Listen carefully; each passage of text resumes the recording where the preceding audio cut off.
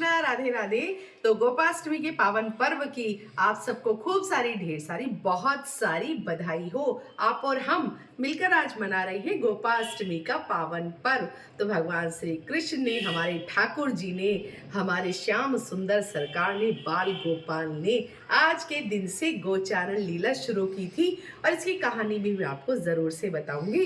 तो पहले गैया मैया की पूजा कर लेते हैं। तो चलिए जी, गैया मैया के दर्शन पहले आपको करा देते हैं। तो ये हमारी गैया मैया विराजमान है और आज के दिन जो है बछड़े वाली गाय की विशेष तौर पर पूजा की जाती है। तो आपके घर में अगर धातु की हैं तो वो भी सही है, मार्बल की है तो वो भी सही है। बस गाय माता की हमें पूजा करनी है और गौशाला जाकर तो हमें विशेष तौर पर पूजा करनी चाहिए आज के दिन। चलिए जी, अपने ठाकुर जी के हम दर्शन करा देते हैं। तो बांके बिहारी लाल की जय, श्रीमती राधा रानी की जय। हमारे ठाकुर जी अनेकों अनेक लीलाएं करते थे, उनमें से एक लीला इनकी गोपाष्टमी की भी है।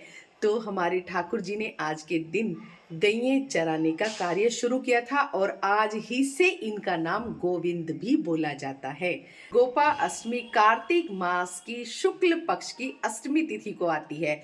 कार्तिक के महीने में हर दिन एक त्योहार होता है। गोपाष्टमी आती है, उसके बाद आंवला नवमी आती है, फिर देव उठनी एकादशी, देव दीपावली, बहुत सारे ढेर सारे त्योहार आते हैं। हमारे ठाकुर जी की लीला ही कुछ ऐसी है। तो चलिए जी, अपने ग्वाल बालाओं की भी आपको दर्शन करा देती हूँ। तो दर्शन कर लीजिए हमारे केशव ग्वाल बाला की। तो आज ग्वाला रूप इन्होंने धारण किया हुआ है। देखिए, पगड़ी और मुकुट धारण नहीं किया है, आज इन्होंने ग्वाला, देखिए सर पे ग्वाला रूप धारण किया है। ये पटका बांधा हुआ है ग्वाला का। और ये हमारी लाडो, हमारी प्यारी, हमारी वृंदा विराजमान है दोनों। और ये देखिए हमारे छोटे से ग्वाला गाय चराने के लिए बिल्कुल तैयार और यशोदा मैया ने इनका तो श्रृंगार बिल्कुल ग्वाला के रूप में किया है। तो दर्शन कर लीजिए आप। इन्होंने धोती कुर्ता आज धारण किया है, तुलसी माला तो पहनी ही है, साथ में देखिए ग्वाल वाला पटका पहना है।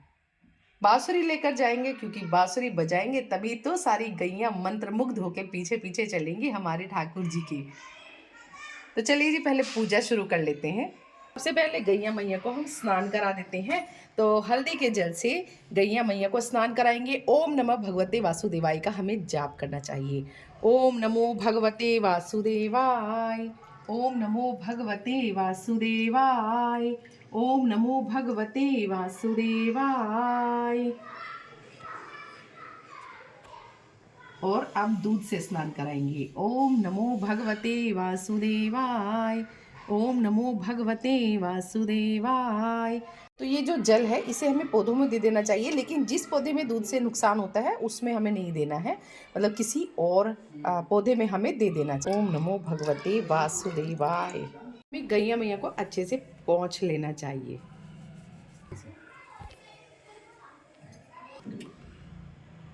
तो गौ माता को सबसे पहले हम तिलक कर लेते हैं। और गौ माता हमेशा ही सेवा में होती है ठाकुर जी की। और ऐसी गाय होनी चाहिए जो दूध पी रही है, मतलब बछड़ा उनके साथ में है, दूध पी रही है, ये सौभाग्य का प्रतीक होती है। और गौ माता बहुत ही ज़्यादा सेवा देती है ठाकुर जी को। जब हम लोग कभी प्रॉपर भोग नहीं लगा पाते या हम पीरियड्स में होते हैं, उस समय ये माना जाता है कि गौ माता अपना दूध ठाकुर जी को पिलाकर उनको उनका पेट भर रही है, मतलब इसीलिए ये सेवा में होती है। हमें बाहर जाना होता है तो गौ माता उनकी सेवा में हर समय मौजूद होती हैं, इसलिए ठाकुर जी के साथ गौ माता रखी जाती हैं।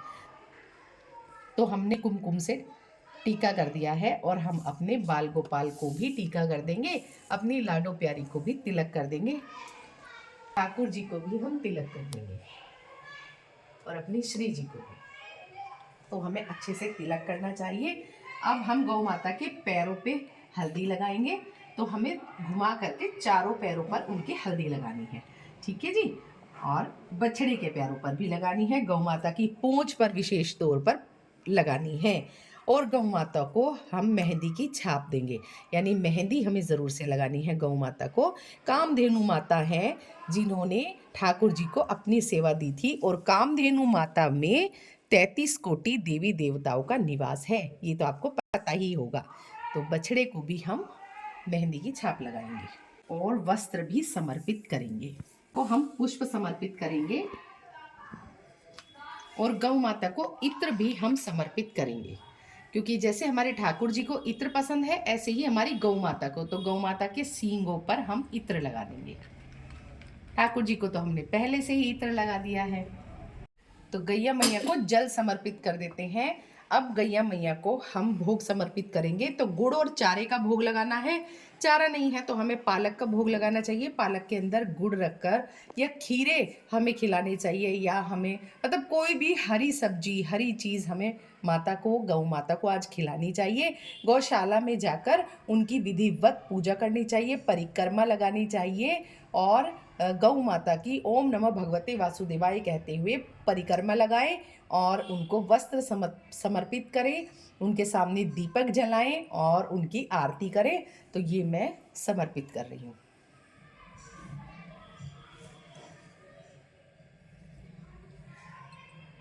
और अब मैं ये लड्डू समर्पित कर रही हूँ गौ माता को, और ये भोग लगा रही हूँ अपने ग्वाल बाला को।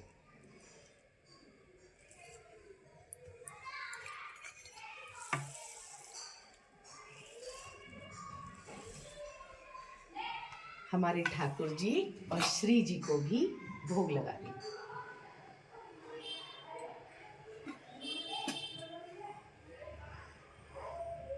गौ माता को फल भी मैं समर्पित कर रही हूँ।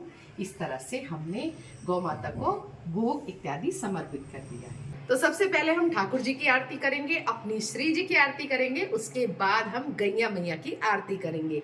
जय श्री कृष्ण हरे प्रभु, जय श्री कृष्ण हरे, जय श्री कृष्ण हरे प्रभु, जय श्री कृष्ण हरे। भक्त जनों के संकट मुझे दूर करे, ओम जय श्री कृष्ण हरे। श्री राधे मेरी स्वामिनी और मैं राधे जी को दास, जन्म जन्म मोहि दीजियो श्री चरणन को वास। जय गौ माता मैया, जय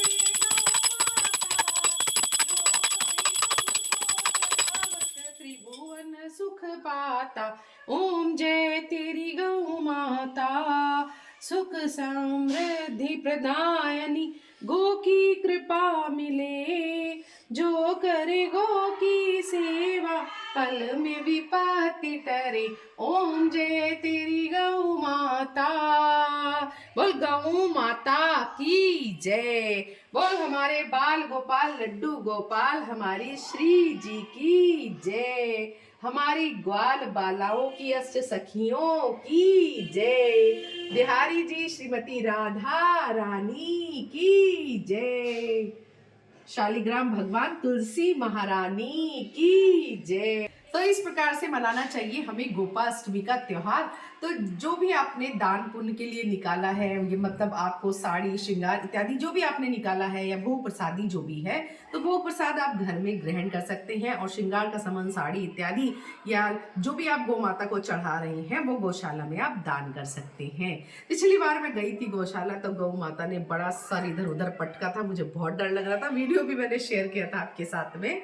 तो क्या है गोपाष्टमी की कहानी, ये भी मैं बता देती हूँ। एक बार भगवान श्री कृष्ण 6 साल के छोटे से बालक थे, अपनी मैया से जिद करने लगे कि मैया अब मैं बछड़े नहीं चराऊंगा, अब मैं बड़ा हो गया हूँ तो अब मैं गऊ चराऊंगा। माता ने बहुत मना किया, पर हमारे लाला तो ठहरे बहुत हटी यानी कि जिद्दी, वो नहीं माने। तो उन्होंने बाबा से कहा, बाबा मैं अब गईये चराऊंगा, मतलब बछड़े नहीं चराऊंगा। तो बहुत जिद करने लगे। तो बाबा ने कहा जाओ फिर पंडित जी को बुला कर लाओ, हम शुभ मुहूर्त दिखाते हैं। पहले मुहूर्त मतलब निकलवाया जाता था।